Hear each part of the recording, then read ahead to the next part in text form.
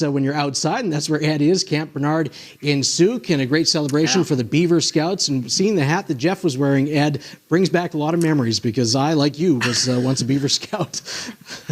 We were speculating on whether or not you would have been one, and yes. we both thought you would be, and so, we were right there. Well, good for you. Well, it's a great organization. I'll tell you what, if you're interested, you have kids that are interested in becoming a Beaver, a Cub, or a Scout, they have an introductory day set for the 5th of April at the Scout Hall on Marigold, and you can find out all the details on the Scout Facebook page. So they're looking for a good turnout there, getting new kids all enthused about scouting and becoming Beavers. And this event tonight here at Camp Barnard is all about the 50th anniversary of the Beavers.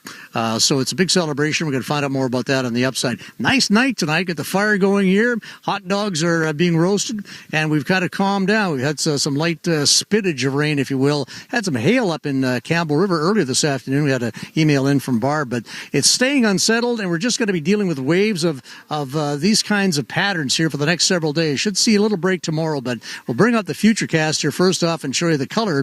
And so we've got occasional green showing up there. That's the rain that's going to be moving in for the North Island. There is a chance with that cold air coming down from the Arctic that we're going to see some wet flurries in there as well. But you'll see that big blue patch over the Kootenays and into Alberta. There's snow. 15 to 20 centimeters or more expected through the Paulson Pass and out into the Kootenays for tomorrow, right into Friday, by the way. And Alberta headed for snow as well. And like we said, we could see some mixes of wet flurries in a few spots like the North Island. So let's head up there and take a look at your 24-hour picture for you. It's a wet night tonight, rain and possible wet flurries both tonight and again tomorrow morning. It drops to the freezing mark tonight and gets no warmer than 6 degrees for tomorrow. So you're going to see some cooler temperatures overnight, particularly everywhere. West side, same pattern here for Port Alberni and Tofino in the 1 to 0 range for overnight lows tonight. Shower chance at 30 or 40%.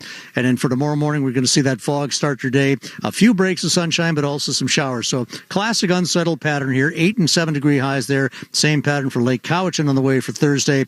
And for the East Island, down to 2, it's cloud covered, a few showers here and there, a little foggy in spots.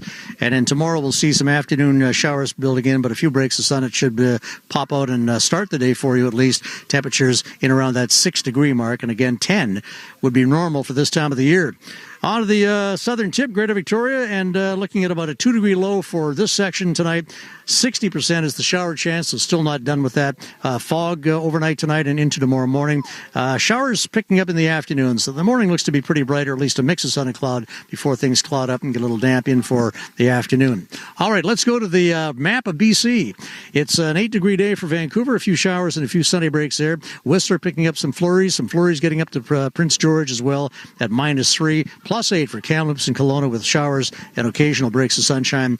Wet flurries for Cranbrook, and that winter storm warning I just talked about for Highway 3, the Paulson summit there right out to Kootenay Pass is where the snow accumulation could be anywhere between 20, even 30 centimeters by Friday morning. Speaking of snow, as we get to the cross-Canada picture, 10 to 15 centimeters coming in tomorrow to Edmonton at -4. Calgary also expecting a few centimeters of snow for tomorrow and tomorrow night. Saskatoon gets snow and ice pellets at -2, and then a couple of centimeters of snow forecast for Winnipeg. Sun gets out and icy for Toronto and Ottawa, and then a little bit of sunshine, or a little bit of cloud cover in the sunshine for Montreal and Fredericton, about 0 for Fredericton's high for tomorrow, and 5 to 10 centimeters and -1 a snowfall expected for St. John's.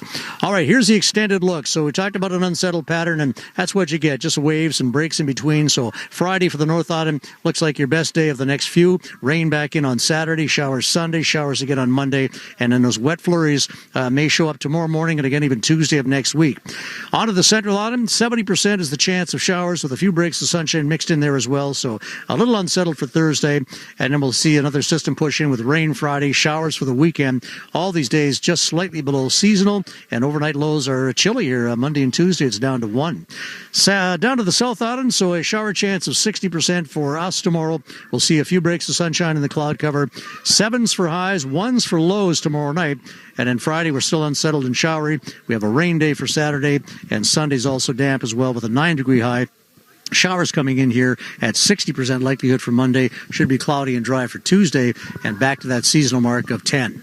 All right, let's get to the flower count numbers. 50th year of the Victoria Flower Count wrapped up today, and the numbers are, again, absolutely impressive.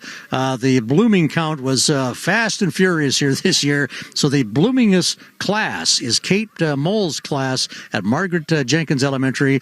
All of those students counted 11,638,241,508 blooms. So they also won the bloomingest school at Margaret Jenkins. So well done to them. And here's the total bloom count for 2025. 44,6,225,366. So an impressive number of flowers counted. As once again, we like to do that, every year around this time, just to let the rest of the country know that it's pretty nice out here. Yes, it is. Thanks very much, Ed. We'll hear from you in a little bit.